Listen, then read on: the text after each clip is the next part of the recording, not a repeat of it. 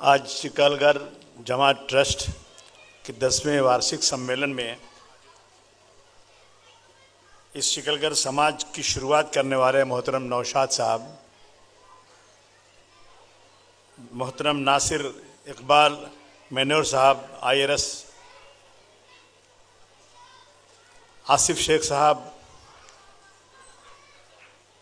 और हमारे नौशाद भाई, मैं सबका नाम जानता नहीं हूँ, तमाम शिकलगढ़ समाज जमात के तमाम मेंबरान, यहाँ मौजूद तमाम दोस्तों, भाइयों और बहनों, खुदा ने आज तक उस कौम की हालत नहीं बदली, न हो जिसको खुद ख्याल अपनी हालत को बदलने का। मैं समझता हूँ कि जब इंसान आगे बढ़ता है तो अल्लाह ताला मदद करता है, जब घर में बैठे रहते तो कोई मदद नहीं होती।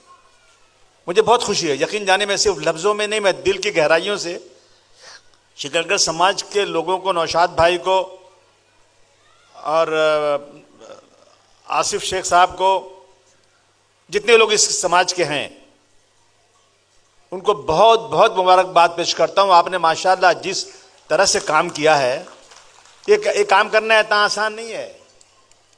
लोगों को जमा करना आज बहुत मुश्किल है। कोई फिल्मी शो होगा, कि क्रिकेट का मैच होगा तो बहुत लोग आएंगे, लेकिन आज अच्छे कामों के लिए जमा करना मैं जानता हूं कितना मुश्किल काम है, क्योंकि मैं भी वही काम। 47 में जब ये मुल्क आज़ाद हुआ था तो मोहम्मद अली जिन्ना की आवाज़ पर मुसलमान अपने सरो सामान लेकर पाकिस्तान की तरफ रवा दवा था कि आओ मुसलमानों, तुम्हारे लिए एक मुल्क बना दिया है। वहां से गैर मुस्लिम हिंदुस्तान आ रहे थे, यहां से गैर मुस्लिम पाकिस्तान जा रहे थे। लेकिन उस वक्त इस मुल्क के लीडरों ने तय किया, मौलाना अबुल कलाम आज़ाद ने कहा कि मुसलमानों, अगर तुम इस मुल्क को छोड़ के चले जाओगे तो तुम्हारी हज़ारों लाखों मस्जिदें वीरान हो जाएंगी, कोई अजान देने वाला नहीं बचेगा, तुम्हारी मस्जिदों में, तुम्हारे कब्रिस्तानों में कोई फातिहा देने वाला नहीं बढ़ेगा। मुसलमान रुक गया था। आज CA NRC लेकर के हमें वो लोग इस मुल्क से निकलना चाहते हैं जो इस मुल्क के वफादार ने मिली गद्दार थे, जो अंग्रेजों के तलवे चाटते थे, वो आज सत्ता में आकर बैठे हुए हैं और हमारा इम्तिहान ले रहे हैं, हमसे सर्टिफिकेट मांग रहे हैं। मैं समझता हूं कि इतना आसान नहीं है। एक बार और लाए थे इस कानून को, मुल्क के कोने कोने में लोग जमा हो गए थे और मैं कहता हूं हमारी बहनों ने जो उसमें काम किया था, मैं समझता हूं कि ये जो है कभी हम भूल नहीं सकते, बहुत ही तारीफ के काबिल है। पूरे मुल्क में जो हंगामा हुआ था, अगर फिर सरकार ने इस तरह की हरकतें शुरू की, मैं समझता हूं फिर मुल्क में एक बार लोग जमा होंगे और इसके मुखालफत ज़रूर करेंगे। ये मुल्क किसी के बाप की जागीर नहीं है, न तेरा है न मेरा है, ये हिंदुस्तान सबका है, नहीं समझी गई बात तो नुकसान सबका है। सागर से जो नदियां मिल गई दिखलाई नहीं देती, महासागर बनाने में मगर एहसान सबका है। आज हालात बहुत ही खराब है देश के। आज एक तरफ शरीयत कहती है कि अपनी जायदाद का बंटवारा, शादी ब्याह तुम कुरान शरीफ के मुताबिक, शरीयत के मुताबिक करो। 1400 साल पहले इस्लाम का एक कॉन्स्टिट्यूशन बन गया, सरकार उसमें बदली करना चाहती है कि आपको इस तरह चलना है, आपको जो शादी ब्याह हमारे कानून के मुताबिक करना है, आपको जायदाद का बंटवारा जो है सरकार जो कानून बनाएगी उस तरह से करना है। अब हम करें क्या? हम सरकार के जायदाद, सरकार के बनाए हुए यूनिफॉर्म जो सिविल कोड आ रहा है उस पर काम करें, या हम जो कुरान शरीफ में फरमाया गया, शरीयत में बताया गया, जो अल्लाह ताला ने रास्ता देगा उस पर काम करें। ये हालत खराब हो रही है देश के अंदर। मुसलमान हैरान और परेशान है। मैं समझता हूं जानबूझकर मुसलमानों के साथ ये बहुत जबरदस्त तरीके से किया जा रहा है। मैं एक ही बात कहूंगा आज कि हम सबको अपने जो पहचान पत्र है, सर्टिफिकेट है पैदाइश का, जो वालिद का नाम है, दादा का नाम है, जितना मालूम है, वो सब नाम में कहीं कोई गलती ना होने पाए, उसमें स्पेलिंग में थोड़ी मिस्टेक हो रही ना, तो भी लोग जो है ना उसमें परेशान करेंगे। अभी भी वक्त है, उसको हम लोगों को पूरा का पूरा सही कर लेना चाहिए। हमने सुना था पिछली बार जब आसाम में चल रहा था, तो आसाम की जो पहले एक्स चीफ मिनिस्टर थी, वो भी अपनी सर्टिफिकेट को देने में नाकाम हो गई थी। फखरुद्दीन अली अहमद साहब जो इस मुल्क के सदर जमहूरिया थे, प्रेसिडेंट ऑफ इंडिया थे, उनके रिश्तेदारों का भी सर्टिफिकेट बोगस माना गया था, गलत माना गया था। उसमें भी कहीं न कहीं गलती थी।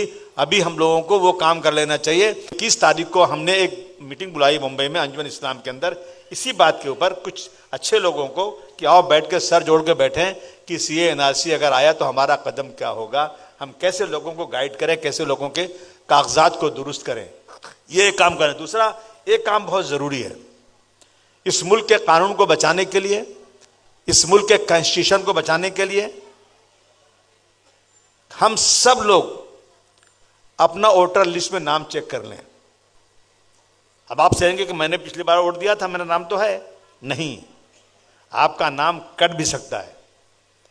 सबकी जिम्मेदारी है और सबको एक बार जितने लोग कोशिश कर सकते हैं अपना अपना नाम इलेक्शन लिस्ट में जरा चेक कर लो कि है कि नहीं है। जो बच्चे 18 साल के उनका नाम डलवाइए और एक बात तय कीजिए कि हर शख्स 100% वोटिंग करने जाए। इस मुल्क में अगर सेकुलरिज्म को बाकी रखना है तो हमें 100% वोटिंग करनी चाहिए।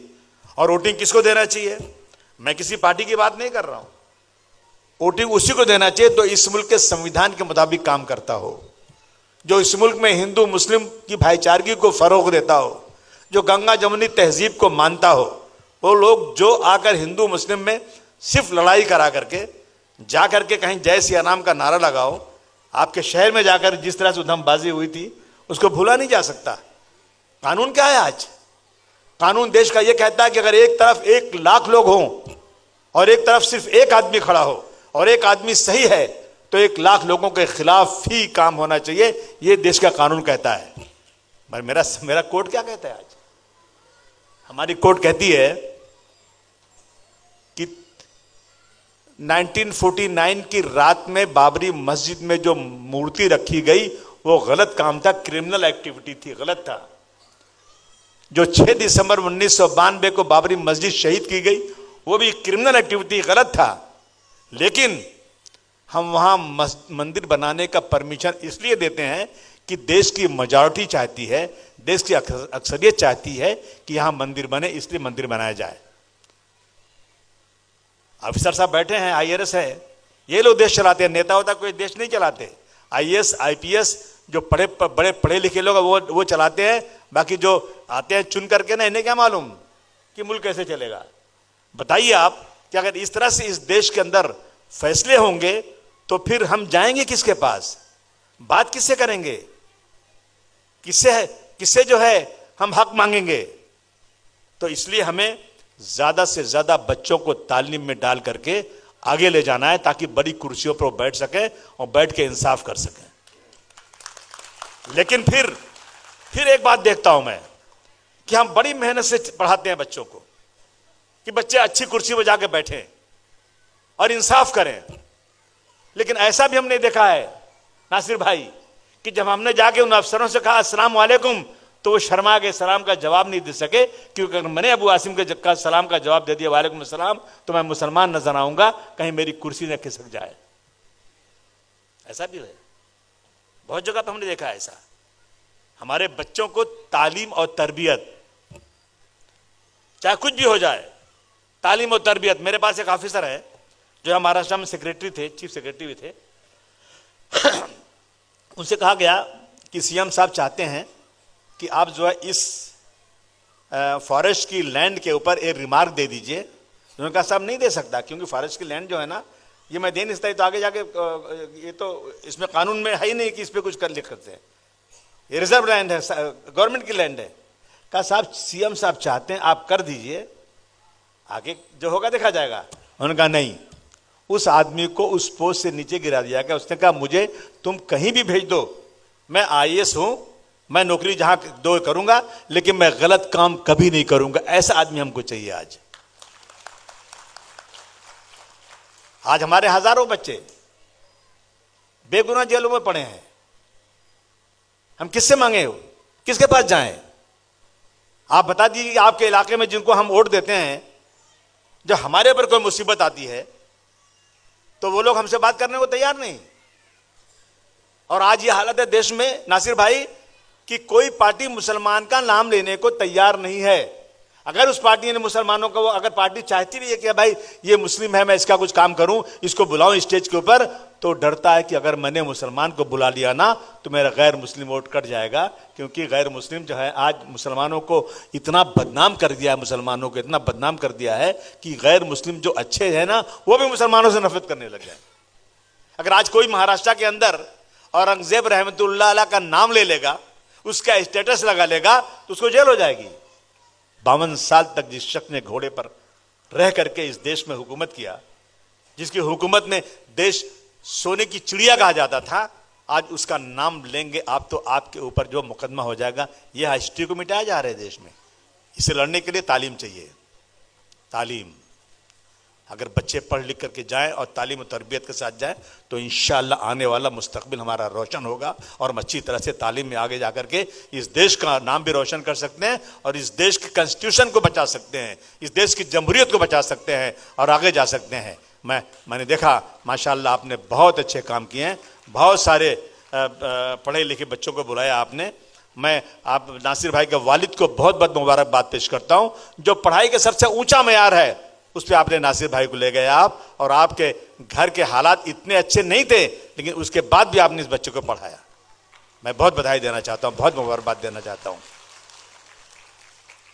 और ये जो है हमारा ये शिकलगर समाज जिस तरह से बन रहा है, अगर इसी तरह सब लोग एक हो जाएं तो मैं समझता हूं कि बहुत कुछ हो सकता है।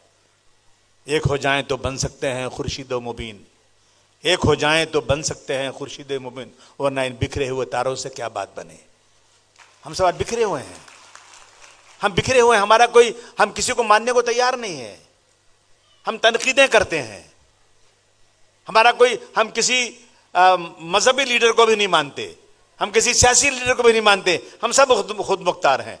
अगर हम एक अपना लीडर मान जाएं, एक लीडर मान जाएं, कहा था अली मियां नदवी साहब ने एक बार कहा था कि हिंदुस्तान का पूरा मुसलमान पंजवक्ता जमात का नमाजी बन जाए, पूरा हिंदुस्तान का मुसलमान पंजवक्ता तहज्जुद गुजार बन जाए, तो भी याद रखना एक वक्त इस मुल्क में ऐसा भी आ सकता है कि तुमको नमाज पढ़ने को भी नहीं दिया जाए, जब तक तुमको सियासी शोर नहीं आएगा।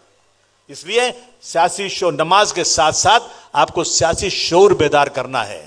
सियासत ही तय करती है कि मुल्क किस तरह चलेगा, सियासत तय करती है कि मुल्क में क्या निजाम बनेगा, कौन कैसे रहेगा। इसलिए सियासत में अच्छे लोगों को जाना चाहिए, जाकर अच्छे काम करना चाहिए। मैं एक बार फिर शिकलगर समाज को बहुत बहुत बधाई देना चाहता हूं। हालांकि मैं आया था 15 मिनट के लिए, मेरे पास बहुत काम था, मुझे बहुत काम था, लड़के इंतजार कर रहे थे, लेकिन आपका सब देखने के बाद मुझे लगा कि नहीं अबू आसिम तुमको यहाँ बैठना ही चाहिए, बैठकर बात सुनो। और दूसरी बात, एक अच्छे आदमी से मुलाकात भी हो गई, नासिर भाई से। अब आपका पीछा नहीं छोड़ूंगा मैं, दोस्ती रहेगी, हम सब मिलकर काम करेंगे इंशाअल्लाह ताला। अब फकत शोर मचाने से कुछ नहीं होगा, अब फकत शोर मचाने से कुछ नहीं होगा और सिर्फ होंठों को हिलाने से कुछ नहीं होगा। जिंदगी के लिए बेमौत मरते ही क्यों हो और अहले ईमान हो तो शैतान से डरते क्यों हो।